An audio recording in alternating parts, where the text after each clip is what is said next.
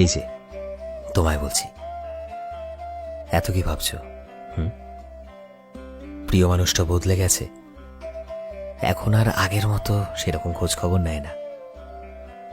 এখন আর সারাদিনই জিজ্ঞেসও করে না যে তুমি খেয়েছো কিনা, কিংবা কেমন আছো, তোমার কোনো সমস্যা হচ্ছে কিনা, কি তাই তো? এতে করে তুমি ভাবছো যে তোমার কাছের মানুষটা হয়তো বদলে গেছে, তাই না? কিংবা কখনো কখনো এই চিন্তা ভাবনাটাও আসে তোমার মধ্যে যে তার লাইফে কি অন্য কেউ এসছে, সে তো এরকম ছিল না, সারাদিনে তো এমনটা কখনো হয়নি যে সে আমার একবারটি খোঁজ নেয়নি, একবারটি নিজে থেকে এসে এটা জিজ্ঞেস করেনি যে আমি খেয়েছি কিনা। তার লাইফে নিশ্চয়ই কেউ চলে এসছে।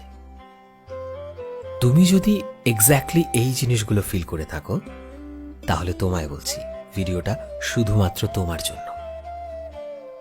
ভিডিওতে যাওয়ার আগে জানিয়ে রাখি, আমি শোভন আছি তোমাদের সাথে, এবং তোমরা দেখছো অনুভূতি অরিজিনাল।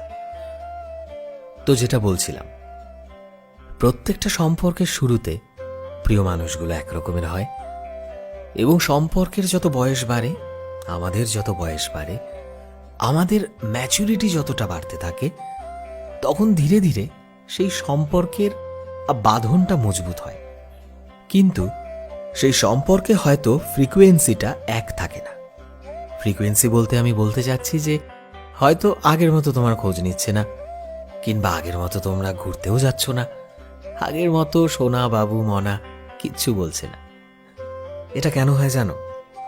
এর মানে কিন্তু কখনোই এটা নয় যে তোমার কাছের মানুষটি বদলে গেছে, কিংবা সে অন্য কারো প্রতি ইনফ্যাচুয়েটেড, এটা কিন্তু কখনোই নয়। ধরো একটা সোজা এক্সাম্পল দিচ্ছি। তুমি একটা নতুন ফোন কিনলে আজকে। এবার দেখবে যখন তুমি ফোনটাকে কিনেছো, সেই ফোনটার কিন্তু একটা আলাদা লেভেলেই যত্ন নিচ্ছ। এই একটু ধুলো পড়লো, তুমি একটু মুছে দিলে। একটা নতুন ব্যাক কভার কিনলে যাতে ফোনে কোনো রকম স্ক্র্যাচ না আসে। একটা টেম্পার্ড গ্লাস লাগালে দামি, যাতে স্ক্রিনের কোনো ক্ষতি না হয়। এবং ফোনটাকে তুমি বারবার ঘেটে দেখছো যে এটার মধ্যে কি নতুন ফিচার রয়েছে, এটার মধ্যে এমন কি রয়েছে, বা এই ফোনটা অন্য কোনো ফোনের থেকে কতটা আলাদা, কি তাই না? এটা কেন হয় জানো?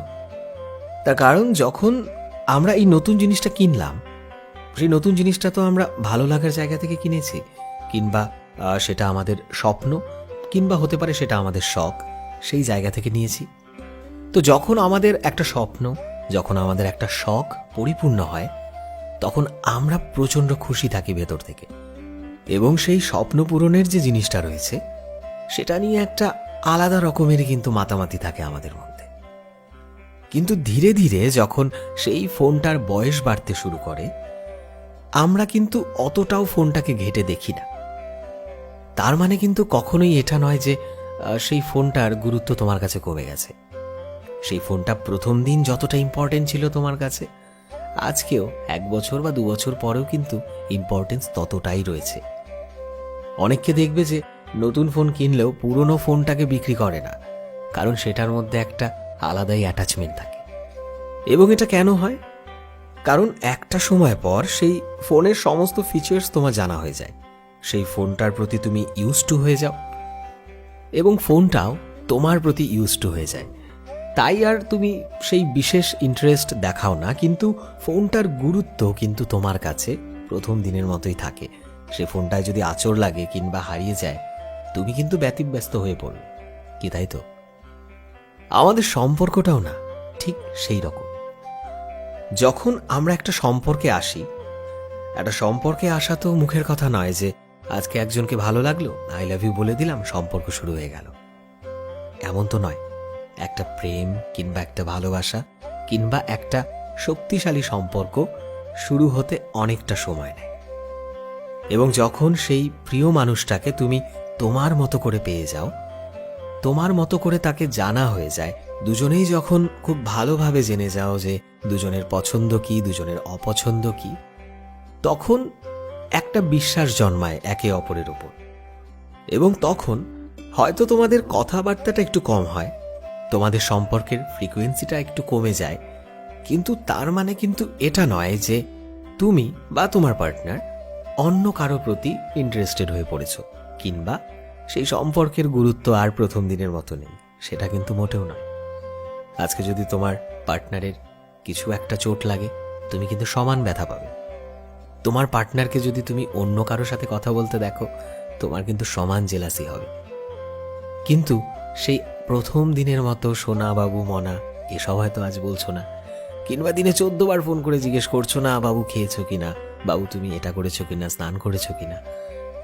এই জিনিসগুলো প্রথম প্রথম ভালো লাগে, কিন্তু যখন ধীরে ধীরে তুমি বুঝে যাও যে তোমাদের সম্পর্কটা যথেষ্ট মজবুত, তোমাদের সম্পর্কের বাঁধনটা যথেষ্ট আঁটোসাঁটো, সো তখন তোমার মধ্যে সেই কনফিডেন্সটা অটোমেটিক গ্রো করে যে আর যাই হয়ে যায়, মানুষটা আমারই থাকবে, মানুষটা শুধু আমার।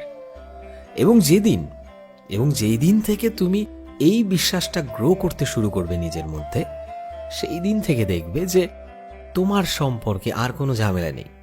কারণ তোমরা দুজনে যথেষ্ট ম্যাচিওর হয়ে গেছো, এবং এর ফলে কি হয় যে যেহেতু আর সেই রকম মাখো মাখো ব্যাপারটা থাকছে না, তো দুজন দুজনকে কিন্তু যথেষ্ট স্পেস দিচ্ছ।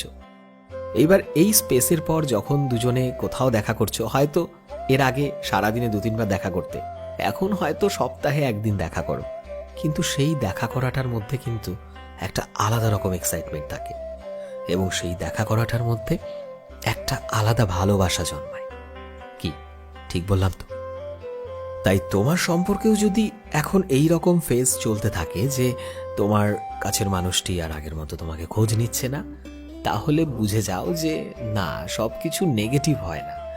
তোমার মানুষটি তোমারই আছে, তার বরঞ্চ তোমার ওপর বিশ্বাসটা অগাধ হয়ে গেছে যে পৃথিবী উল্টে গেলেও হয়তো তুমি আর অন্য কারো হবে না, তুমি তারই থাকবে, এবং তোমাদের সম্পর্কটা তবে এখন থেকে একটা পারফেক্ট ট্র্যাকে রয়েছে।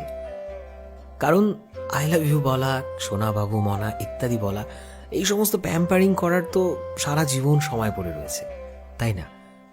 একবার যখন তুমি বুঝে যাবে যে সম্পর্কটা তোমার, তো তখন তুমি তোমার সম্পর্কটাকে নিজের মতো করে সাজিয়ে। আচ্ছা শোনো, যদি কখনো তোমার আমার প্রতি ভালোবাসা শেষ হয়ে যায়, ধীরে ধীরে তুমি আমাকে ভুলে যেতে শুরু করলে, এই মায়া এই ভালোবাসা শেষ হয়ে গেলে আমি কি পারবো সেই সব কিছু মানিয়ে নিতে?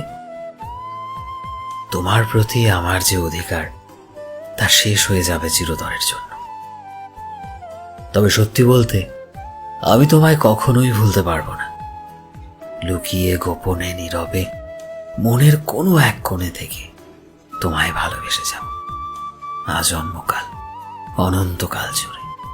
বিশ্বাস করো।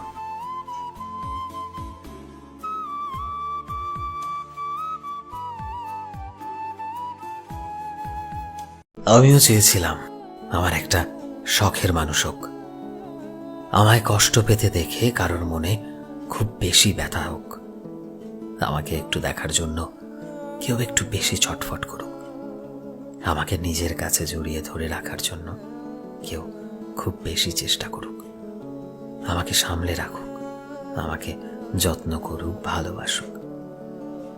কিন্তু এই মিথ্যে ভালোবাসার শহরে সেটা আমি কখনোই পাইনি। আসলে কি বলতো, কখনো কখনো আমরা খুব কিছু চাই না, শুধু চাই একটুখানি ভালোবাসা, একটুকু আপনজনের পরশ। কিন্তু আজকাল এই মিথ্যে ভালোবাসার শহরে সে চাওয়া অনেক সময় হারিয়ে যায়। তবু বিশ্বাসটা থেকে যায় যে ঠিক একদিন কেউ না কেউ আমাকে শূন্যতা পূরণ করবে, আমার জন্য ছটফট করবে, আমাকে নিঃস্বার্থভাবে ভালোবাসবে।